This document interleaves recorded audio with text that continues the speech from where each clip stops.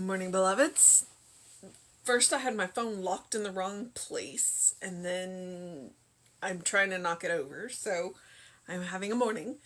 But I was also watching the opening of the Olympics, which I think started at like 6 o'clock in the morning. So, needless to say, I wasn't watching then. I just turned it on a few minutes ago.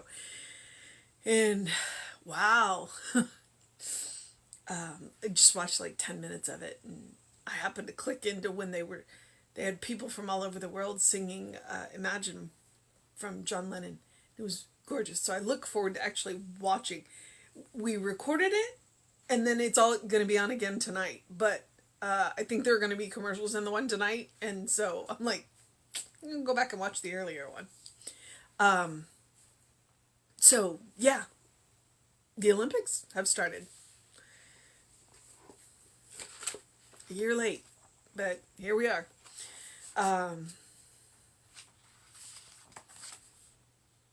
Okay, it is 9:23. It's 9 o'clock in the morning. That's why I do that. That's why I always think I try and put the date in as September because I do this at 9 o'clock in the morning. It is July 23rd. I don't know. Okay, it's Friday, thank God. It's July 23rd. Our title is I Am One with All. The Bible quote is, "Hear, O Israel, the Lord our God is one Lord, and I and the Father are one. Who hath seen me hath seen the Father."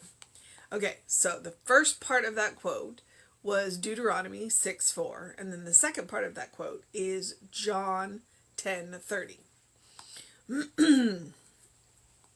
Perhaps the most difficult thing for us to realize is that one life runs through everything, one presence manifests in everything, and one person individualizes through everyone. But unity does not mean uniformity. We do not all have to be alike, think alike, or act alike, but the world is learning that we must all act in union. The infinite one manifests in infinite variations, each rooted in the one, but each divinely unique in its own right. Good, bad, high, low, across, above, and beneath are all one to the infinite mind. Today, I find my union with life. Today, my imagination reaches back through all differences to the universal sameness. Today, I know that I am in him, he is in me, we are one. Today, I sense this divine union of the soul with its source and of all people with the infinite. I know that I am not isolated from the all good, but as one with it. Therefore, I am not afraid, even when the billows roll and the wind sweeps by. For there is a divine hand guiding my ship. There is an invisible presence at the wheel. I lift the sails of faith and let the winds of love fill them with the mighty power of the divine presence. My boat rides upon a sea of pure spirit and finds safe anchorage in a haven of delight. I am one with God. And there for a minute he went off into, and I was like, I don't know what he's telling you. He said billows right there. And I went, I don't know what that means. And then he kept going and I was like, okay, he's talking about ships. I have never been on a ship.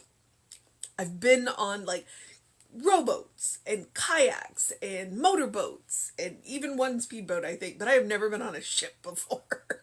So he started talking about language that I don't understand. But that's okay. That's okay.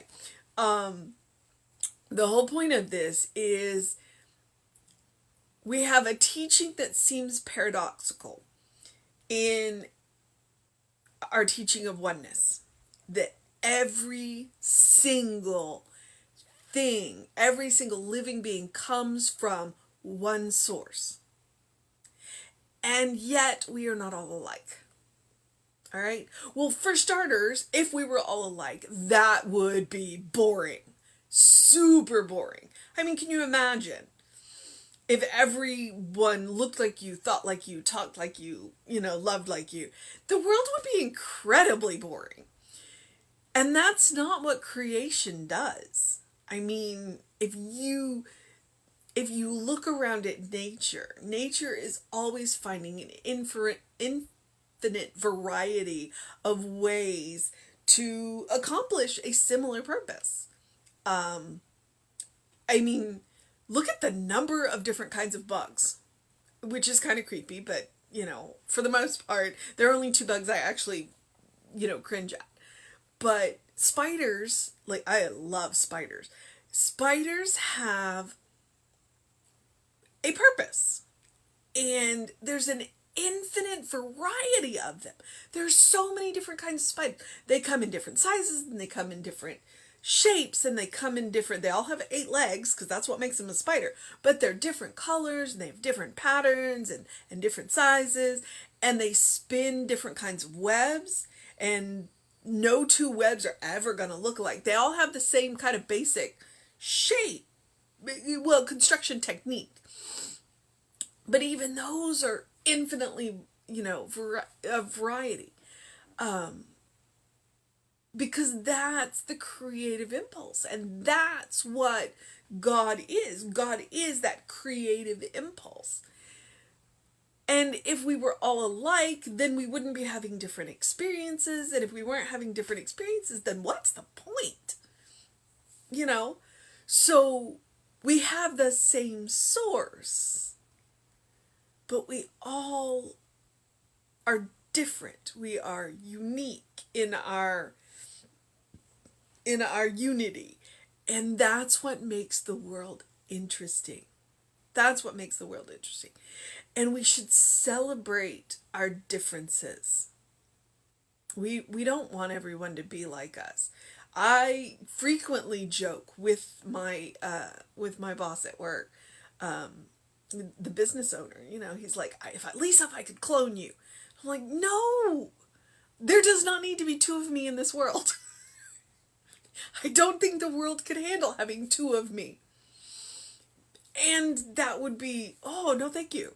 No, some similar but different. It's like, that's what makes the world interesting, is to have all of the variety.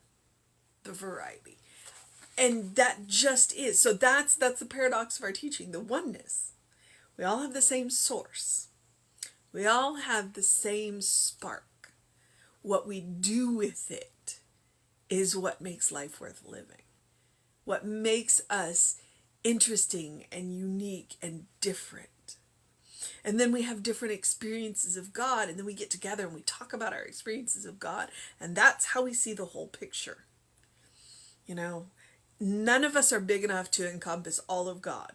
There is no one who can encompass God, all of God.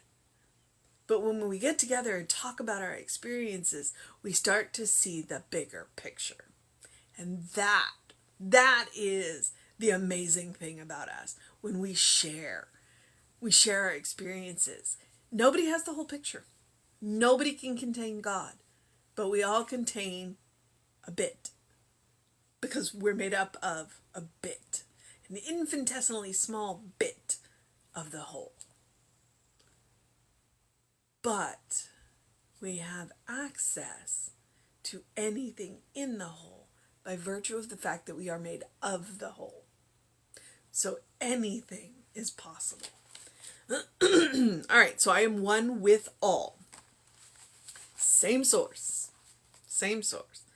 Okay, so the Deuteronomy 6:4. Hear, O Israel, the Lord our God is one Lord. And then John 10:30. I and the Father are one. Who hath seen me has seen the Father. And that is a quote from Jesus.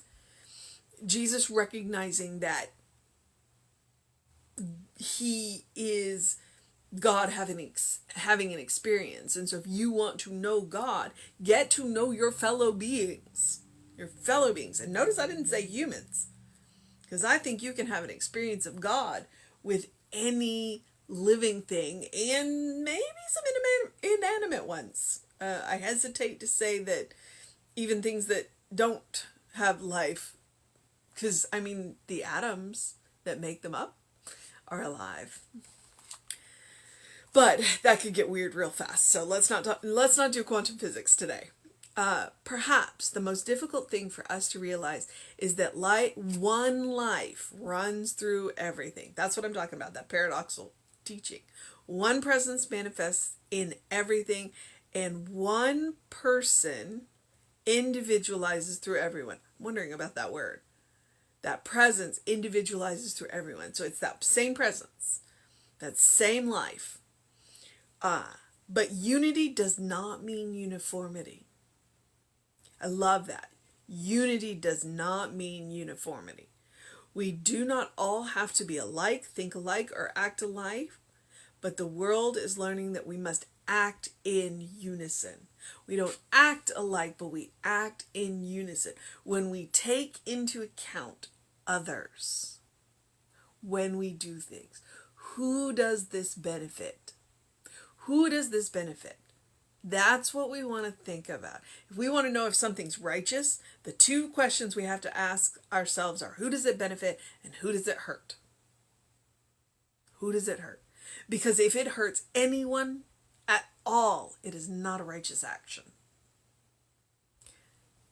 If it benefits one person, it can still be a righteous action. If it benefits multitudes of people, it's probably a righteous action. If it benefits everyone and harms none, that is a righteous action. All right. So we must act in unison. The infinite one manifests in infinite variations, each rooted in the one, but each divinely unique in its own right. Good, bad, high, low, across, above, and beneath are all one to the infinite mind. There is nothing outside the infinite mind. It's just numbers on a scale. It's a spectrum. Today, I find my union with life. Today, my imagination reaches back through all differences to the universal sameness. So when I meet people, it is my job to see we have the same source. We may look wildly different. We have the same source. We're both children of God. Today, I know that I am in God and God is in me. We are one. Or if it makes you feel better, today I know that I am in spirit and spirit is in me. We are one.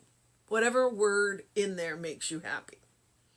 Today I sense this divine union of the soul with the source and of all people with the infinite. So my job is to see everyone comes from that same source. I mean, it's your job too. It's all of our job. What we want to do is look at the world and go, yep, we all have the same source. All have the same source. We all came from the same place. We're all going to the same place. We all came from the same source. I know that I am not isolated from the all good, but as one with it. Therefore, I am not afraid, even when the billows roll and the wind sweeps by, for there is a divine hand guiding my ship. If I am open, if I am willing, that divine hand will guide me always. There is an invisible presence at the wheel. I lift the sails of faith and let the winds of love fill them with the mighty power of the divine presence. Has there been a time in your life when you have felt that divine presence? If there has been, find that experience. And anytime you need to, go back and feel that experience and then bring it forward into the now. Because the divine presence is always around you. It always fills you. But it is up to you to be conscious of it. So if there's been a moment that you felt it, an experience that you've had, go stand in that experience and then bring that forward. Look around you and feel it now. My boat rides upon the sea of pure spirit and finds safe anchorage in a haven of delight. I am one with God. You are one with God. You are a beloved child of God in whom God is well pleased always and forever. I tell you that this is a state of grace, and I tell you this every day because one day, I hope, today, that you take that into your consciousness and believe it. Believe that God is a benevolent presence in your life, that God is a divine presence that wraps you up and holds you and fills you with everything that it is that you need to get through your day. Because there is nowhere God is not. God is right where you are right now. And God is love. So you are loved. Our mission today, should we choose to accept it? Well, he says our mission today is, I find my union with life. What does that even mean? Our mission today, should we choose to accept it, is to use our imagination and to reach back through all of that variety, that amazing variation that creation has brought up around us, to reach back through that and see the source, that we all have the same source. And that source is spirit, that source is God, that source is love. To sense that one presence that we all carry within us. That's the mission. That's the mission. All right, beloveds. Well, the weather seems like it has taken a turn. We may have a few sunny days, which means you can get some face full of sun first thing in the morning, and see how that sets you up. I do encourage you, though, because it's going to be warm. I mean, it is July. Please drink plenty of water. Please drink plenty of water. Please do what you need to take care of yourself. If you engage your mind and your body outdoors extraneously, please do it early. That's why I get out at 7:30 in the morning, because any later than that, it's too hot.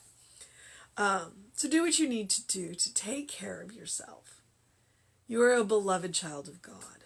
You deserve your own loving, kind care and compassion. Oh, I usually have that right after the mission. Please do something loving, kind, and compassionate for yourself. Every day. Every day. Whatever that looks like. Some days that is going out and playing in the sunshine, wearing sunscreen. That's me. If I'm going to be out for a while, I have to wear the sunscreen. Do something that feeds your soul. Do something that feeds your soul. That can be a loving, kind, and compassionate thing, and it can be anything. It can be listening to amazing music. It can be watching a good movie. It can be reading a good book. Or it can be going for a run. Whatever it is that feeds you, that feeds your loving, kind, compassionate part of you. Practice on yourself, because nobody deserves your love, your kindness, and your compassion more than you do. And the more you gift to yourself, the more you'll have to share for everyone else. All right, beloveds. I'm going to move into the process of my day. So I do have a hair appointment tomorrow, which means I'm going to be in Cyprus. Which means that we will do this from the car. So I will have a different background. Yep. I look forward to getting the undercut shaved back down, so it'll stop holding as much water as it does now. All right, beloveds. I should be on time tomorrow. But like I said, I'll have a different background. We've kind of got this down to a science now when we do things like that. And I will see you around 9. Reverend David should see you around 5 p.m. today. And do what you need to do to make it a fantastic day. All right, beloveds? Whatever else you do, please open the windows of your soul. Allow the breath of heaven to remind you do live in heaven now. It's all around you. All around you. And if you need more inspiration, please feel free to check out the Creative Life Spiritual Center YouTube page. In particular, I would like to recommend the Soul Session playlist. We just had a new playlist with our military vets. We had 4 of our military vets. That's not all of the ones that we have. Those are just the ones that we rounded up for this one, and we're gonna do it again because it was interesting to talk to them. And sorry, blank. You can also catch me on my YouTube channel, The Running Rev Ryan, which is where all of these these talks from the 2 books that I have done over the year and a half that I've been doing this, that's where that is. So feel free to check that out. All right, beloveds, have a wonderful day, and I will see you in the morning. Know that you're loved.